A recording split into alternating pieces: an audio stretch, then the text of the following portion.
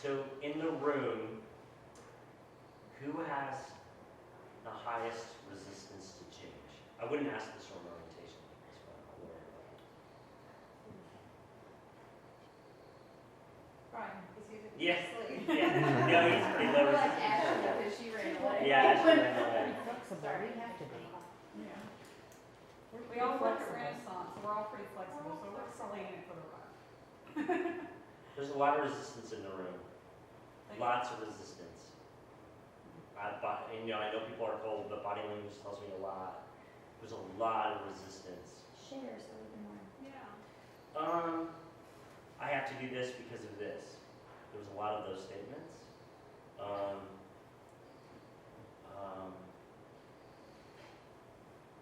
It's for folks like Lori Dunn probably has the most resistance because of her boundaries with her jobs, right? Yeah. So she made it to yoga for a couple times, and I was really proud of her because she had to set a boundary to leave work at a certain time, right?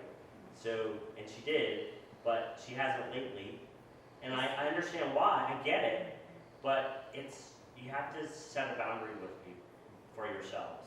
And those of us that work in a professional environment, especially in the healthcare area, are the highest resistance to change. And that was this week, and I paid for it. I paid for it by not showing up. So I would follow back up with Lori Dawn if she was in the program, have a one-on-one with her, set her down and say, okay, let's talk about reorganizing your schedule, right? So, and that's, I think everyone in the room is you, right? No, I'm going to yoga. No, I'm taking care of myself, I'm doing this activity, right? And that's very common, we're not unusual in that. But healthcare workers are the hardest to change. We're the worst. They Oh, know. we are the worst patients. Worst patients. So when I get someone that tells me we're working in healthcare, I'm like, oh, okay, I'm gonna have to work a lot more with them. Like in my head. Pastors' wives, the worst. And why? They're taking care of everyone but them, right? One of the things that I always teach, especially to younger people, is that you have to think about how your today is going to affect your tomorrow. And that really, for me, caught up because you're just running, and then it's time. And like on those pillars, like when you were talking about that, that's one of the things that kind of hit me like, okay, I need to make sure that today I'm planning to be there tomorrow and to yoga tomorrow. And so that's huge. And one of the program models, progress, not perfection. Yeah. So, we're gonna mess up. And Dr. Tammy talks about an 80-20 rule with nutrition. So, I go to my mom's once a week now and eat. I go every day to my mom's and eat. And my mom's a Southern cook. So when I stopped going to my mom's, I shed weight, right? So, Good cake. yeah, exactly. Ashley, do you want to share? I'm good right now. Okay. Ashley's a workaholic. I'm Yeah, not she trying is. to be resistant, I just took a phone call, So the next area of orientation is, so did you guys see the importance of that conversation? Yes? It's really important.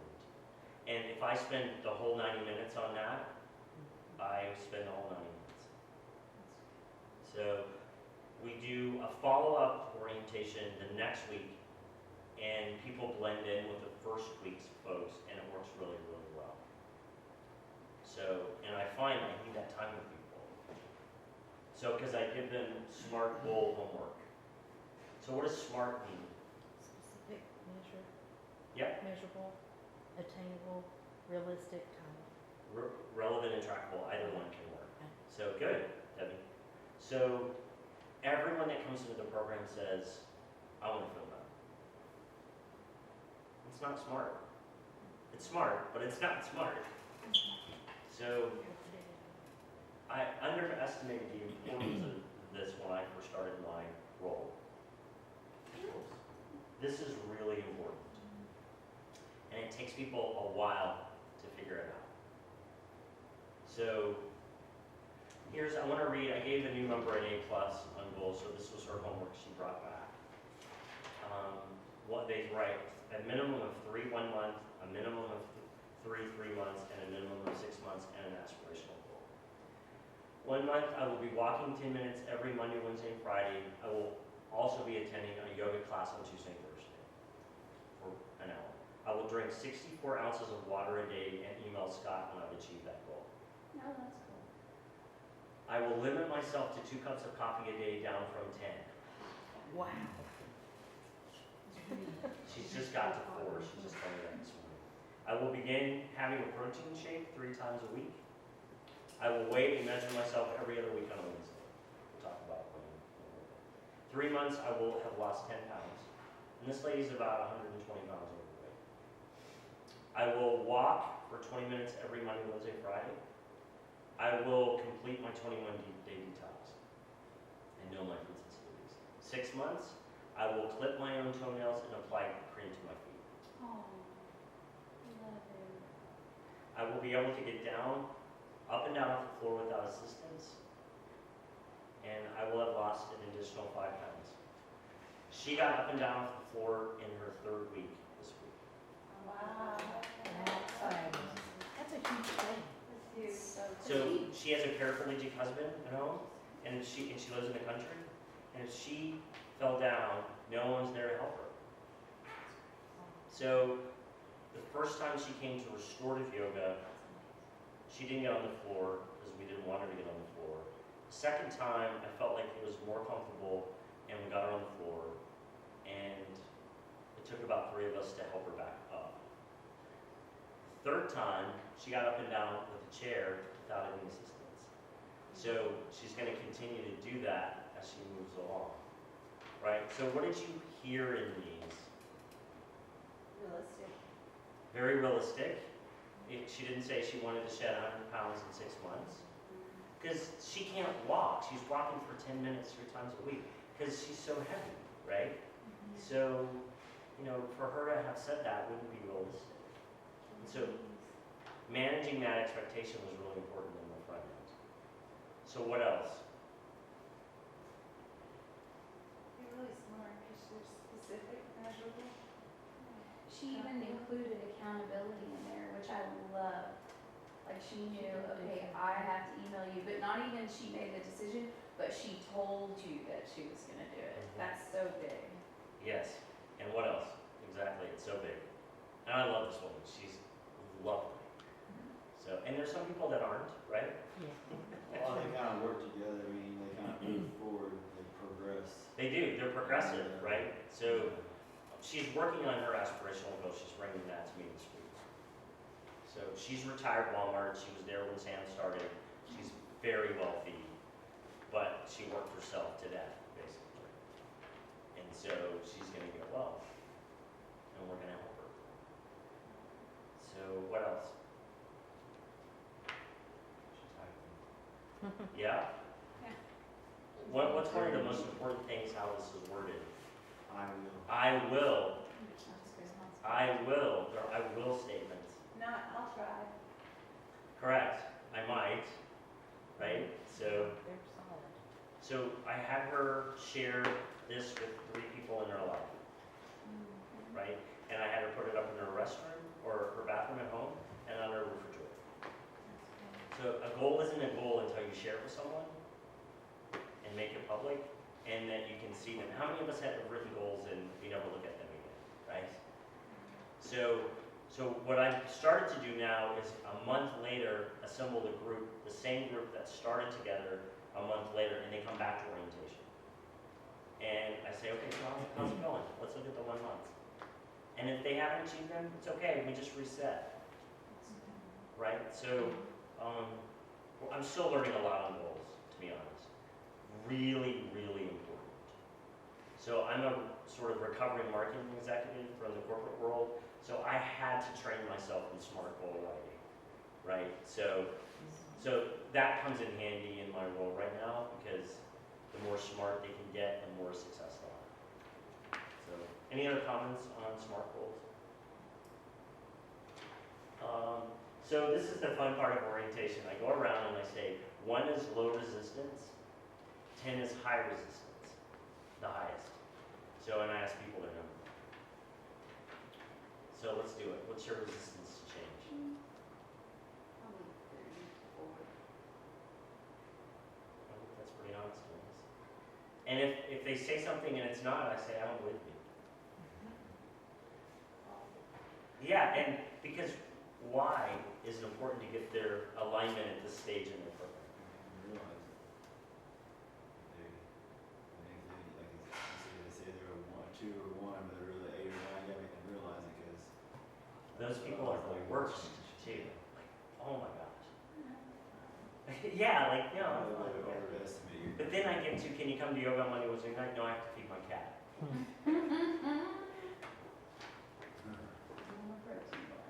Right. So where's your resistance to change? Correct. Yeah, I think that's accurate.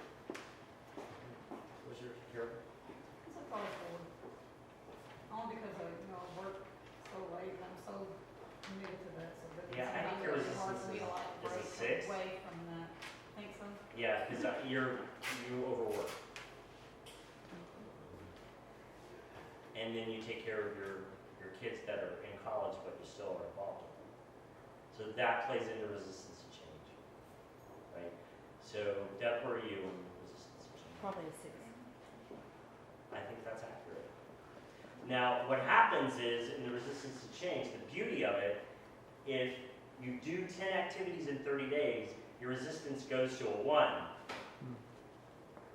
So everybody wants to get to a 1, right? Who doesn't want to get to a 1? So, and then I say, what else do you got? So we go around and we do this, and we get people aligned with their resistance. So, Oregon, where are you? I'm at a 5. I would say when I first started, I was about an 8. I think you were a 14 and a half. But, yeah, I think just value over necessity. I love this part of my job, by the way, when I get to no, I think you're a 14. Yeah. Okay, I was 14. I really do. I'm 5 now, for sure. I think, After last week, we'll see. it kicked my Now, butt. that's interesting because I bring this perspective, well, I probably shouldn't be sorting this out right now, but my perspective is everybody's like 2. So I see everybody like with this, which is kind of funny because I'm always a little negative, but I see like people's ability to change. Like I hear, like Lord Dawn saying, oh, I love this, I want to do this, you just tell me what to do, and I'm like, you have no resistance at all. And then like you get to orientation, and that's where the resistance blends. Well, because it's easy to change the things that I can take with me, but it's hard to change the things that I have to make time for. Action. 10 Exactly. activities, 30 days. Totally. And that's where That's where it is. it's like you get it. It's all in your head otherwise. Yeah. Like, I just need to see action. Yeah, just swing. And 10 that's activities in 30 days. Whoa. Crash. All right. Dr. Tammy, where's your resistance to You know, change? that's a valuable point, is that my resistance to taking supplements, my resistance to, exercise, my resistance to eating things is love, but my resistance to getting engaged in things that can really take me to the next level is probably a 14. Yeah, it You is. know? It is. Making time It is.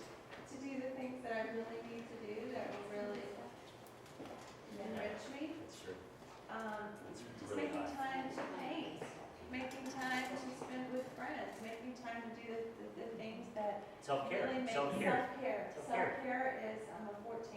Yeah. And right now, even in this moment, just thinking about that, I'm like, wow, I'm really resistant to any form of You're self-care. very resistant to change. And she's done fantastic in the change to Renaissance and her business and her knowledge. I acknowledge you on your resistance has been really low in the process, because if it was higher, Ashley and I wouldn't be alive. She really wouldn't. So it's been great. So you've come so far in that. I just acknowledge that. But self-care. So, anybody else that I missed me on resistance to change? Tyler. Probably 5 or 6. Really? 4 or 5 or 6. Yeah. Why? I feel like I know all this healthy stuff. Sometimes I don't act on it. As So much. what's this healthy stuff? Like eating better, you know. Nutrient dense. Nutrient dense. Maybe it's just 'cause I work out. Maybe it's 'cause I work out. Yeah, I'm more on a self-care kind of thing. Just 'cause I work out a lot, and so I just eat whatever I can sometimes. It's 'cause I don't always have the food, the right food in front of me. I don't make them available sometimes. So I have self-care Fridays, and I share this with people in orientation too. It's all self-care day for me. So I get a massage, I get a manicure pedicure, I get my hair cut, get my hair colored. It's all about self-care, and it's a day dedicated to that. Because I will do it. We're the worst at taking care of ourselves. So, but we have to be that model for people, right? We don't have to, we get to, right? So one of the things that we talk about as a goal in orientation, this deals with stress, is I have a bath recipe that I love. And it's a cup of Epsom salt, a cup of baking soda, and a cup of sea salt. And put that in the bathtub with 10 drops of essential oil, and you take a bath. And people are like, what? That's a I'm goal? like, let's do that. Sounds Do you have a Like- bathhouse too? That's a goal, you know, I'm like, yeah, you need to learn to relax. Stress is a pillar, right? So, and plus, if you're active, and I tell people to get this at Sam's, because it's the cheapest, and baking soda at Sam's, and sea salt at Sam's, and so, Is it sea salt you put on your food? If you need any essential oils. what? Is it sea salt you get put on your food? It's not iodized, it's from the sea. Yeah, but you know, people use sea salt nowadays for. Yeah, of course, it's the same, it's the same. Wasn't sure if it was So, chunky or something. I've tried Himalayan and Northern Mount Everest, and I've tried pink, and No, I'm I haven't found in my bath, I haven't found the difference. Really, it's all crazy. So, but baths enter into goals quite a bit now, taking a bath.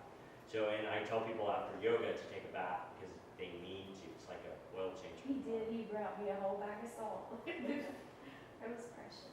So 10 names and numbers in 30 days too. Will you come clean my bathtub? Sure. Or have my mom do it, she's the best. So why 10 number names? Accountability. Correct. Accountability, motivation. Network. Network peer-to-peer, it's so much more powerful. So then, wellness director or medical professional saying something, if they hear it from someone else in the program, they're gonna do it. It's really, like, I'm just going, I said that like 5 times. Mhm.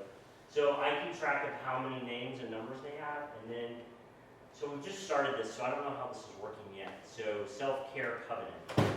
So it's an agreement that they sign to take care of themselves, basically. So, program ordered events, that's logistics, what you do when. It's not easy bringing the 5 pillars together, so when do you draw blood, when you're on supplements, when you do detox, when you get your food sensitivities. There's a lot of moving parts. And people are dumb, they don't remember. So you have to tell them. Did you just say people are dumb? People are dumb, That's Lori Dawn flying. so. And then People are overwhelmed. they're overwhelmed, This is a new process. it is. It's not their job, but they're dumb. And then I've got a scepter now and a crown in orientation, so people stand up, and I place it on their head, and I say, I deem you a wellness ambassador. Did you get that? So, and That's people pretty love cool. doing this, it's like dress up when you were a kid. So, why is that important? Empowerment. People don't think they can share wellness because they look like they look. Right. Crazy, but it's how our society thinks. Oh, I'll do it when I do this. I have to look this way. So in 12-step programs for alcoholics, what's step 12? Mentor Share somebody your story else. or something. Right, to share with others that still suffer.